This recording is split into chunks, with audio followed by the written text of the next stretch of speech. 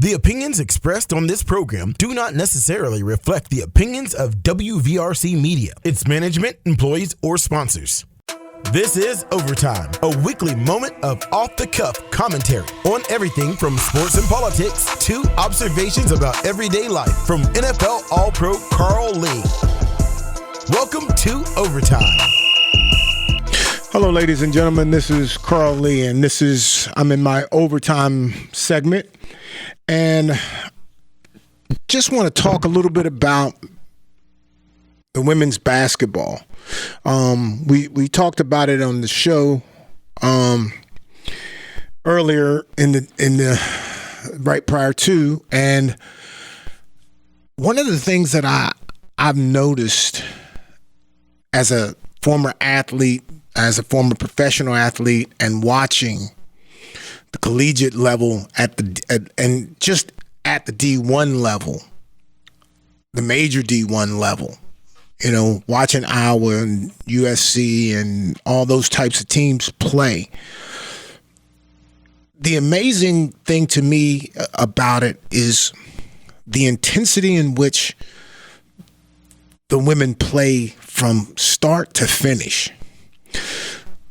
Like I was watching all the emotion after the game of the winners, and even Iowa, as they lost the game, they kind of held their heads high. I'm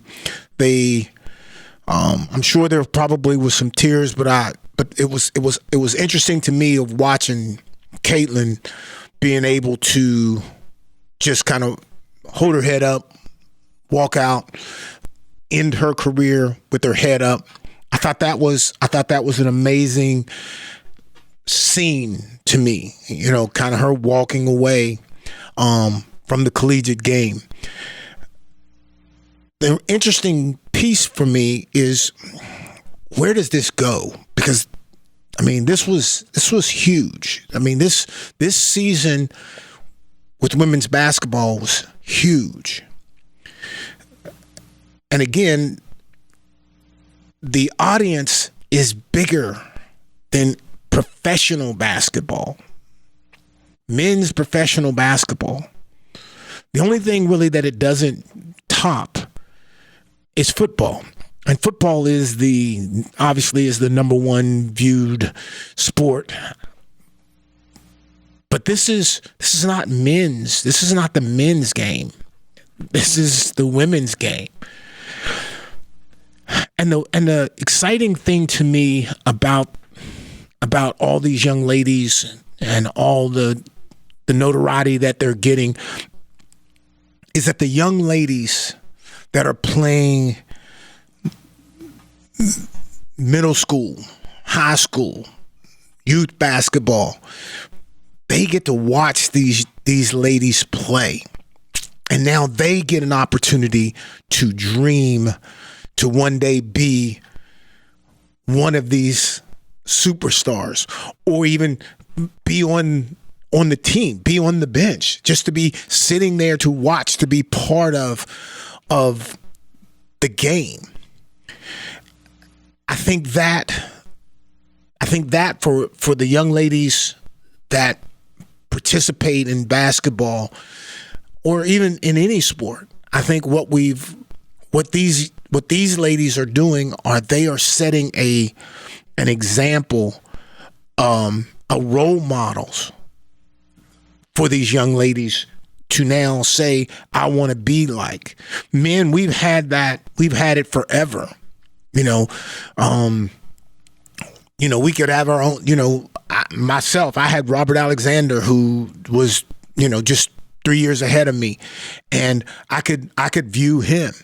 Now, these young ladies can have that same structure. They can look, the middle school or elementary can look up to high school, and high school can look up to D1 and look up to professional, the professional ranks.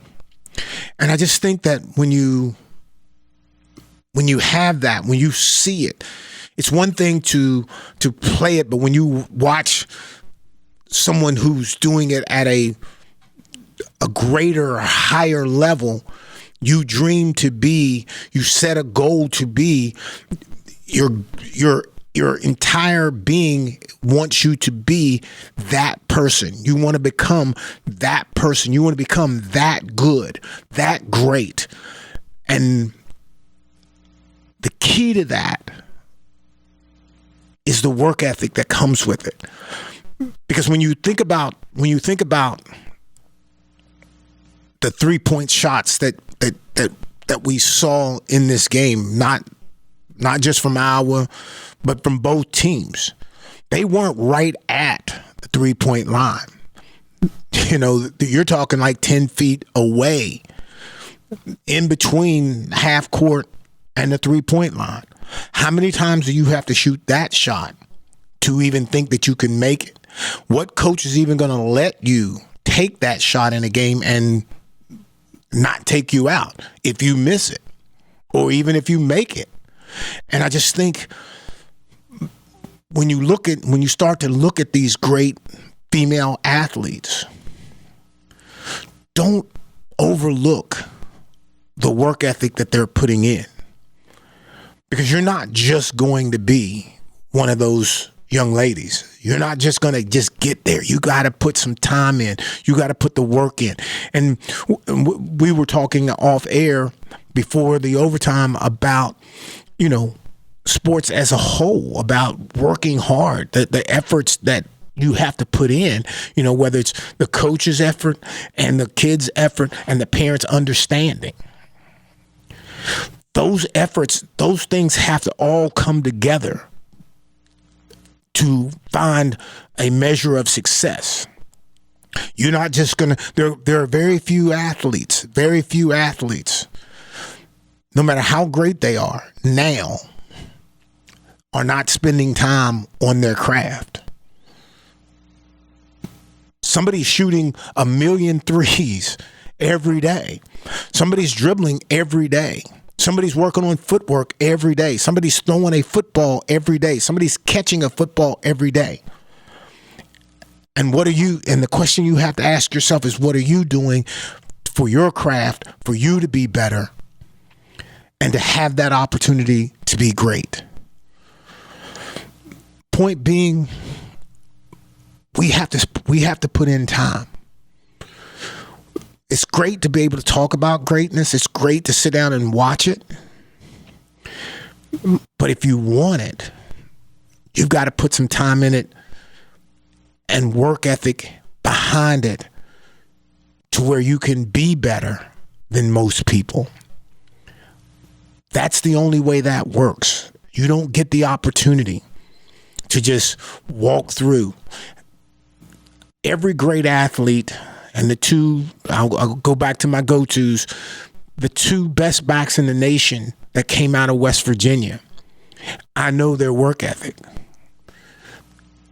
They didn't get to be the best player, the best running back in the country, or the best player in the country by just waking up and just going to practice, going to the game, going to practice, going to the game. No, they put in a whole host of work every day. And I've made the point of, 16, 18 week training for 4 weeks of camp for 16 games. That's work, and that's the work that it requires to be great. And when you watch these young ladies, don't just watch their play. Take a minute and think about, because we want to be them. Those are the goal setters. Those are the images that we subscribe to, that, oh gosh, I want to be like her one day. I want to be like him one day. The worst part about it is we don't get to see their work ethic. But trust me when I tell you, there is one. And if you're out there and you want to play sports and you want to be great at it, find you a work ethic. One that breaks you down almost every day, and see where it takes you. That's my thinking. That's my gift to you to try to understand how you find greatness. All right. Have a good day, and we'll be back with you again next week. The opinions expressed on this program do not necessarily reflect the opinions of WVRC Media, its management, employees, or sponsors. Follow us on Facebook at Let's Talk Carl Lee. Visit WCHSnetwork.com/Let's Talk for more.